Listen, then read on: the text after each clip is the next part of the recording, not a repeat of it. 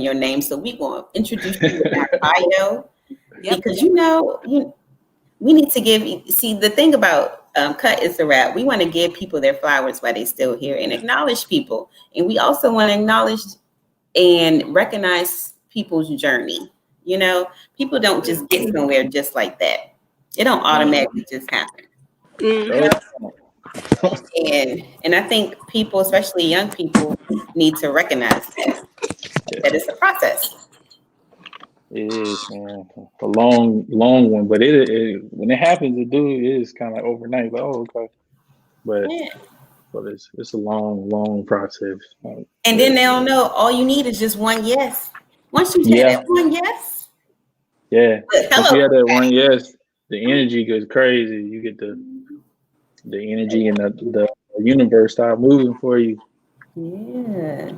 Do you believe in reincarnation? I'm just random. Nah. I don't know. You believe like you were someone else in your past life, like you, because this has to be something that connect you into like, hey, I want to do beats. I want to be a producer. I want to create beats. I know sound, like you have that innate system. I think it was probably my mom. And like growing up in church, being around other musicians and stuff, that's kind of what got me into like doing music. You know what I'm saying? Because she used to sing when I was a kid. She's a minister and stuff, but she used to sing and be in this gospel group and stuff. So that's how I kind of got introduced to it, watching some of the older kids play music instruments and stuff like that. So that's what rubbed off on me when I was younger. You know what I'm saying? I don't know what I could have been reincarnated, but that's how I got into music. That sound. Yeah. From church, out of church. I played drums in church, but it was this dude. He's like one of my mentors. He's actually a music producer too. That produced with Chris Brown, a bunch of other people. But he used to be like a gospel rapper when I was a kid. He's not that much older than me. He's maybe like 40. I'm 30, but 35.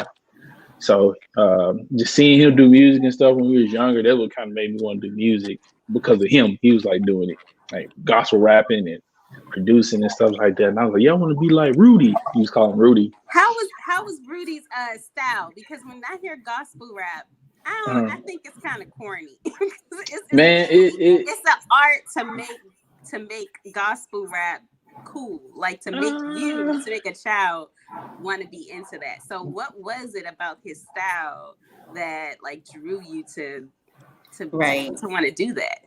I think it was more so the fact that they were doing it and I thought they were cool, you know what I'm saying? More so than the music thing.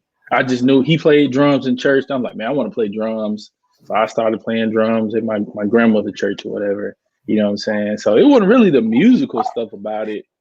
It was more so really, because I didn't really discover my sound until I got older and just noticed that the stuff I used to listen to when I was younger, like Nas and, people like that kind of brushed off on me as far as like the type of music I like to make and stuff like that. But it's Nas. Okay, for my people podcast. Amanda, you're a little low. Am I low too? No, you're high. So I'm probably. Can you hear me now? A little bit. Am I good? Oh yeah. Okay. Well, for our people out there, let us formally introduce Rafeal Anthem Brown. Hey guys. He's a music producer, sound designer from Birmingham, Alabama. You got to say Bama. Alabama. He's provided work for Big Sean, Nipsey, rest in peace.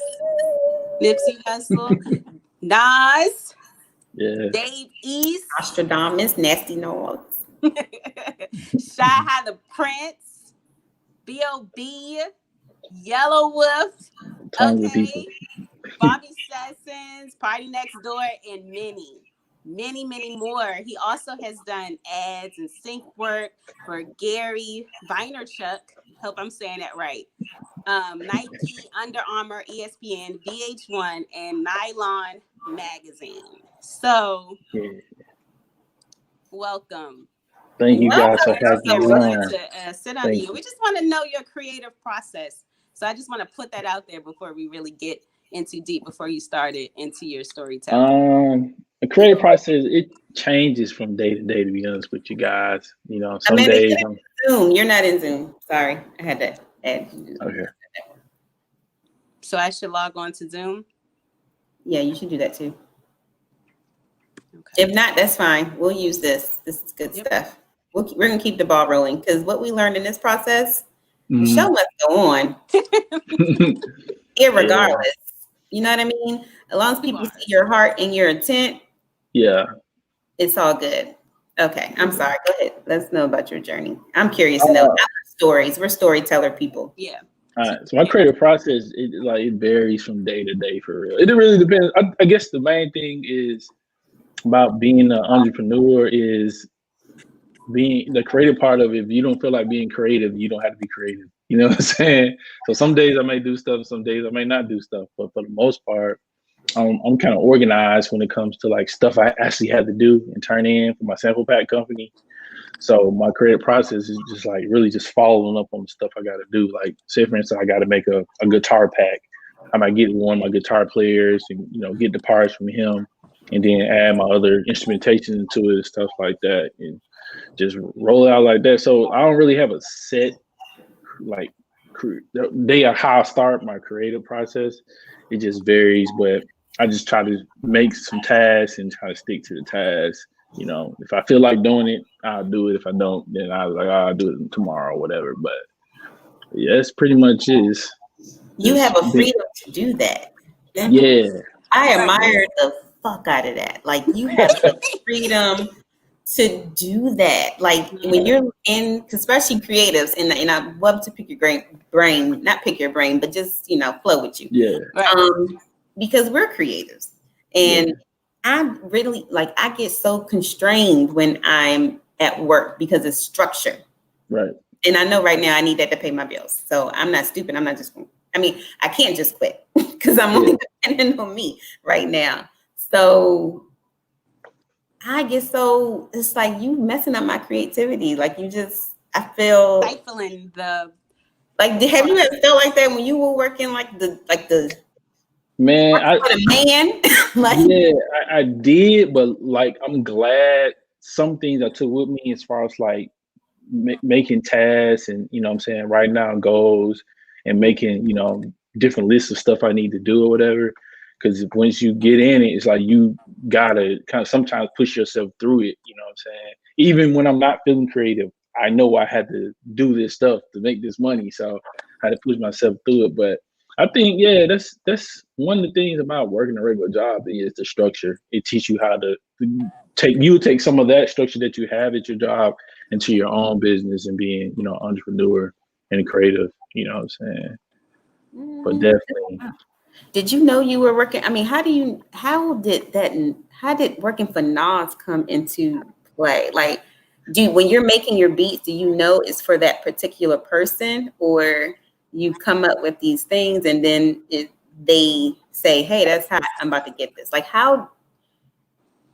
Man, how did I get it? How to get the Nas?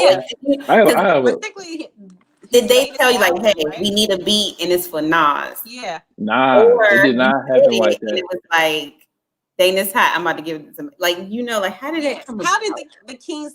How did that come about? Please. I'll be honest with you. It was totally random. It's like I have a sample pack company that I make samples and melodies and stuff, and then Hit Boy just started using my stuff or whatever. You know what I'm saying? So the same sample is on the Lecrae song that came out the other day. It's the same sample. Yeah, but I don't know. It was just totally random. Like all this stuff has been like just totally just random. You know what I'm saying? I guess if you put out dope stuff in the universe of the world, eventually somebody's gonna find it. You know what I'm saying? Yeah. The Zoom meeting didn't hang up there. That's fine. Yeah. Okay. Yeah. So it was totally random. Like he was using my stuff. You know what I'm saying? So that's how I was like, whoa. When they told me, I didn't even know the Nas song was coming out until maybe 2 weeks before. Because I got the 2 Big Sean songs I have with Hit Boy as well.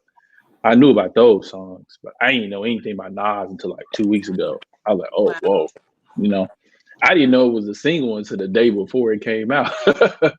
You know.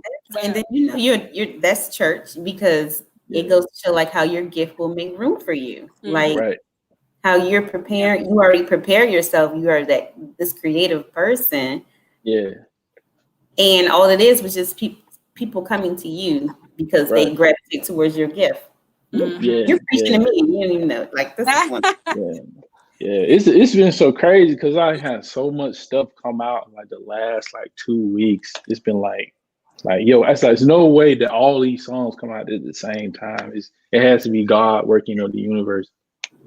You know. And can you just name for the people, name the songs that just came out all in like a 2-week span? Man, the 2 weeks, man. That's a lot of songs. 2020. Let's go. Davies, Get the Money. Nas, Ultra Black. Big Sean. Deep Reverence with Nipsey, and then I got another song on Big Sean called Baggage Claim with Travis Scott or whatever. You know, this girl named Ray Sheen, she's on Atlantic Records. Her song comes out Friday. This other is she a I'm not familiar. She's a rapper, singer. She sings. Yeah. So it's super dope song. It comes out Friday. This guy named Roy Smith. My manager, when his artist, he put out a song yesterday that came out. And Bobby Sessions' album comes out, I think, next month. So I got a few songs on there. And then this other artist, kid from LA named Nana, you know what I'm saying? He signed the RCA. He has an album to come out next month as well. And I produced all the songs on there. So, yeah. That's dope. And then Bobby Session was, you did the soundtrack, the main soundtrack for the Hate You Give. Yeah. That's still going strong. That was a dope movie. You all right, Amanda? That movie was, when I went and seen it, I was shocked how good it was. You know what I'm saying? It was a great movie. I was like, whoa, this movie is really good. Yeah, it was powerful, and a lot of my kids at school was actually read the book. They was after they saw the movie, they read the book. So, and then I actually read the book too, and I feel like the movie didn't. What do you call it? The movie didn't do the book justice. Yes. I heard that too. It was really good, and then some stuff that they left out that I wish, I was like, this would have been a really good impact if they would have put it in there. But movie people, producers, and screenwriters, all that goes with it. So I guess I don't know. It's a lot. But I'm thinking, like, when we think about artists and we think about like singers, movies, or whatever, and this goes back to the music part. Like you never really consider all that it takes to make a film, or all of the moving parts that it takes to make a film. And I'm thinking, to go back to making a soundtrack, like you just think about the actors, but so what moves a film is also the music, and what moves the album is also what you produce, or what the producer, the track that the producer puts out there for the rapper to make the song that he makes. So I think that you guys are like, the jewels, the unspoken jewels in the artist industry when it comes to film and music. Yeah, I think that was the main thing that kicked off me doing music full time was the soundtrack thing for the movie. You know what I'm saying? I think that was like the breaking point for me. It was like, then a little after that, I left my job, and after that, I was pretty much just doing music full time. Yeah, and it just also happened. What led you to leave your job? Getting fired. You got fired on your day off. Nah. No, but that's what happened with Kevin on stage. It's like he said one time, I read in a video, somewhere he was on a podcast and he was saying like he couldn't do, like he would intentionally, I don't know if this was you, but he would be in these jobs and he would like intentionally F up not unintentionally, but subconsciously. Yeah. Couldn't stay in because that's not where he's supposed to be. And then once he left, he did his thing, you know. Mine was a little different. It was more so I was there. I was there a long time or whatever. I was one type of people that just come in, just do my job. I wasn't doing all these kiki and ha and all this stuff. I just come in and do my job. They knew I wasn't interested in the job other than it being the job. You do your job because you do things in excellence. So you going to do your job. But at that point, I was making more money from music than I was making at my job. So I was going to leave anyway. Like soon, like a couple months, it was just, God was like, yo, we ain't gonna wait no more. You got to go. Because they fired me on the day I got hired, like 7 years ago. Wow, so, that's crazy. Yeah. So it's like, okay. Everything is so divinely orchestrated. I know, man. It's wild. That's crazy. Yeah. The day I got hired, it's the day I got fired. Like, I was there for 7 years. God's perfect number, I guess, you know. 7 is a good number. Yeah. 7 is my good number. That's the day I was born. Completion. So you just completed that whole job. Girl, you having real bad phone trouble. That's why I was like, we need to do it together because this is you okay? I'm so sorry. I'm just okay. Such a huge distraction. Okay, this is the perfect. Yeah, it's gonna stay just like that. Okay. Amen. Okay, your soundtrack. If you had to produce your life's soundtrack, what would be your music to your soundtrack of life at this moment? Curtis Mayfield, Moving On Up, I guess. I say that's a good song. Moving on up.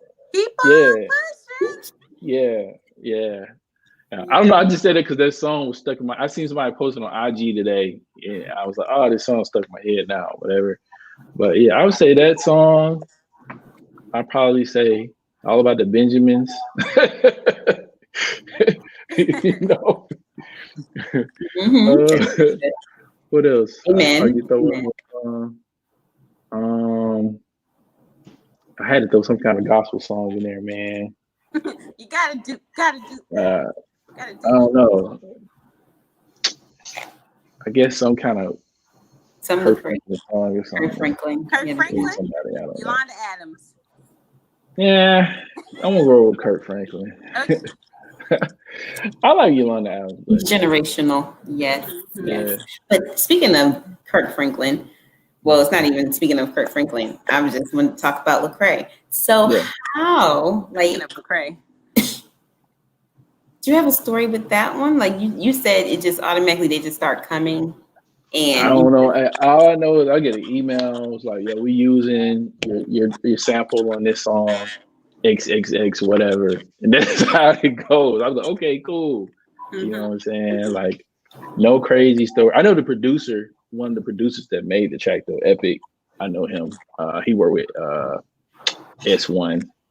But typically that's how it goes. Like I just get an email, they reach out to me like, we want to use this sample. Because what I do is I make the melodies for the producers. They really just throw drums on it in a nutshell. You know what I'm saying? So I'm kind of like Scott Scorch or something like that. Scott Scorch or for Dr. Dre. Scott Scorcher. What does that mean? Scott. Who is that? That's a person. Like he's a piano player. He played the piano for Dr. Dre. And is that the one that did? Yeah. That's good. I know music. Yeah.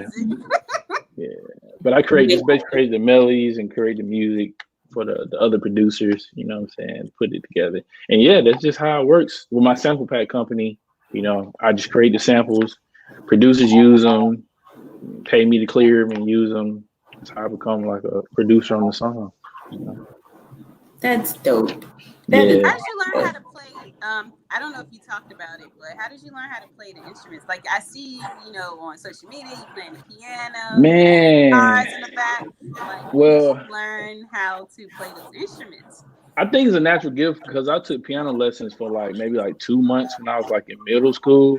Mm-hmm. So my piano stuff is I taught myself how to play piano. The guitar stuff, I just picked it up and started playing it. The drums, the same thing. I just kind of learned by ear. So everything I play, I pretty much learned by ear. Like I just picked it up and started doing it. You know, that's just a God-given gift, I guess. Because I've been playing guitar long, maybe like 2 months, 3 months. So, you know, yeah. That's dope. Like, do you want just when I hear, like, I don't know, like if you had to do your utopia, you already have a utopia plethora of people you're working with. Do you have any others on your list that you like, listen, I got you, or even make a production to, like, let's say Issa Rae for Insecure, because she be having some dope songs on it. You know what I mean? Yeah. Like if you have like people that you would like to work with that, you know, still on your checklist. I'm down to work with like everybody for real. I've worked with a lot of random people that I would never thought I would work with. So, crazy thing about Issa Rae is, you know, Rafeal Sadiq is her music supervisor, so he picks all the music for her or whatever. But I would like to get a song with Jay-Z or Beyonce, of course. But you know, of course, because they're into like the African, back to the motherland type of beats now, like the Afro beats, and I feel like that's taking over right now. Well, do you think that could be like the future of sound and like hip hop or in the genre of music now, the Afro beats? How do you feel about that? I feel like in America, you know, in America, it's gonna have a run, definitely, like a year or two run. Like for the next 2 years, people are gonna be like doing a lot of Afrobeat stuff. With like most other like genres of music outside of the US, like we kind of take it and, you know, for like I think a couple years ago it was the Caribbean sound, you know what I'm saying? Yeah. So I think it'll have a run, you know. Right now it's kind of like UK grime when it comes to hip hop, and then the Afrobeat sound. What's that? I mean, like, what's that kind of? Pop Smoke. You know the rapper Pop Smoke? Oh, the one from New York and that passed? Yeah. His type songs with the beat is kind of like weird sounding, but it's like, yeah, that's like UK grind drill type. Oh, okay. Music. Yeah. I'm noticing a change in music. Like now, even the rapping is different. Like it's the Migos sound. Yeah. That sound was taking over for a while. Yeah. It's everything comes out in runs and spurts, you know what I'm saying? So music like changes like every like 2 or 3 years, you know what I'm saying? Like, like right now.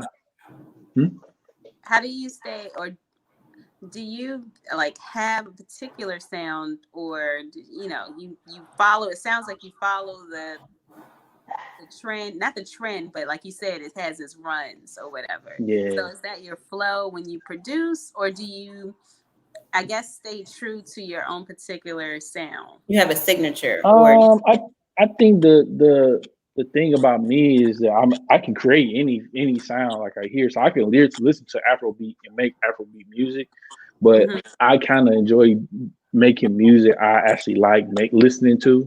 Like I listen to a lot of like old vinyl 60s and 70s music, like psych rock and, you know, R&B and soul from like the 60s and 70s. So I think that's like the greatest 2 eras of music to me.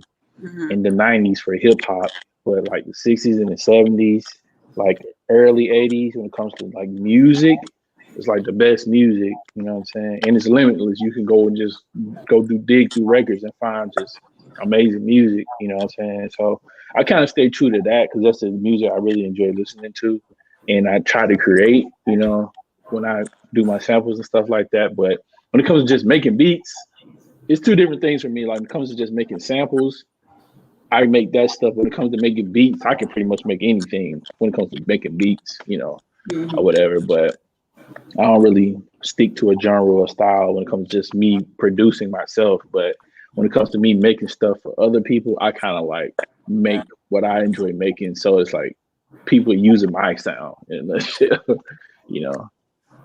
Yeah, that's what Ultra Black and you know, and other songs. What's the white guy with the beard? What's his name? Well, you know, he's a white guy, and he did If You Having Girl Problems After Ducking You, Son. Oh, Rick Rubin?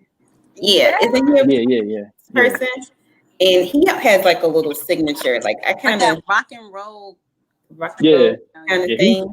He's always had that sound like back when like Run DMC and LL Cool J and stuff back in like the 80s. Oh, he do I'm bad. Yeah. Do that? Yeah. Look at me. Yeah. You on it. He used to produce all of it like is he hungry? Oh. Yeah, I'm ready to go. Yeah, we're not gonna okay. Dude, what are you doing? See, this is so great because bring him. See, there he is. Can you see Benji? Look. Can he see me? Man, the thing is, he's so weird that he never looks at the what's his name. Look, Benji, look. I'm trying to go in his view. He won't look. He can't see you guys. Amanda wants she wants a dog. I don't know if she's gonna take care of him. Man, dogs are like they're like people, man. They're like real actual people.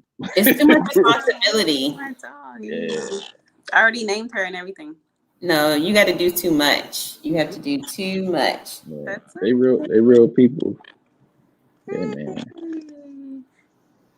All right. Well, Ralph, we don't want to hold you. One last question to Tony. Are you talking to me? Yeah. She was looking at the dog. It's like. Oh, yes, it's been so entertaining. It's been so welcoming. But what is the next move? What is? Because right now the best is yet to come. Like you're young, right? You're young. You know what I mean? So it's more in the future. Yeah. Right. For you. So tell us what's next. What's next? I'll be honest with you, I don't know. From day to day, it's always something new. So I'm gonna just continue to grow my sample pack company. And what's your sample pack company? Plug. The Crate League. It's called the Crate League. Yes. Mm-hmm. Yeah. And if someone needs to find some samples from you, how would they hit you up? They can go on www.thecrateleague.com. And hit up Ralph with some. He got some. Listen, when I tell you your stuff is fire.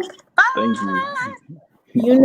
And I am so. Listen, I'm like this boy good. I said, oh, this is nice. So when I tell you, in the samples, everything is fire, and it's very professional. Like the whole. Where you're looking at some of the sample packs, very professional. Yeah, I'm big on marketing and just the branding stuff on it. So that's why it's it looks a certain way because I try to I'm huge on just how stuff is presented and And I see kind of like a retro look too. Yeah, that's on purpose. Yeah. See, I gotta add to see. That and your beanie hat, so you're doing beanies too. Oh yeah, tell us about that. Yeah, you're doing hats now. That's just a little side hustle thing I'm doing because I like wearing beanies. Your portfolio. You know what I'm saying? I'm never gonna turn down any money, so that's what I'm trying to do. I'm still working on it. It's that, and for people out there, the beanie hat reminds me of that Marvin Gaye feel with his album cover with that orange. Hat in the yellow yeah, there we go. Yes. Yeah, for sure. Yeah. We're building generational wealth over here. Yeah. We got to.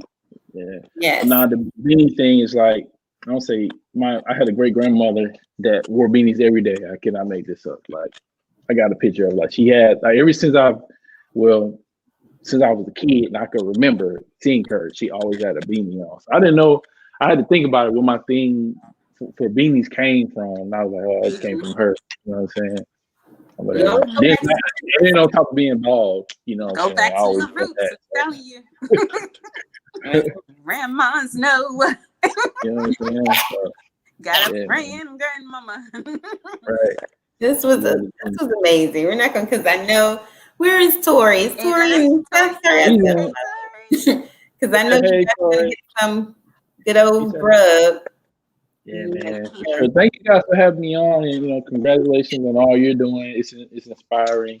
You know what I'm saying? I gotta link you up with some of my film people I know that's doing film and writing, TV shows. So.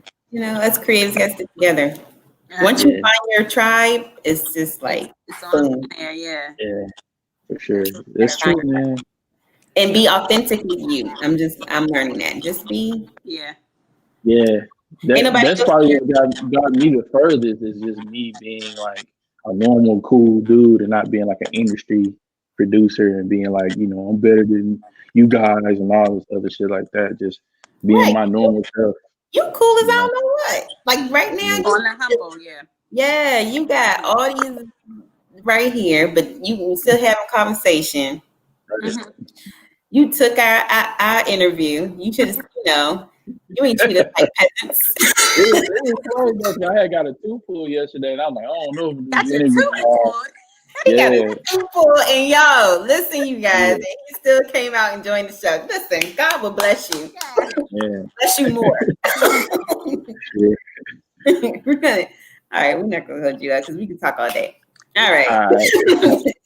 We'll see. Peace, brother.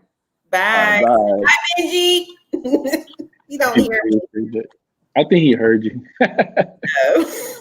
No.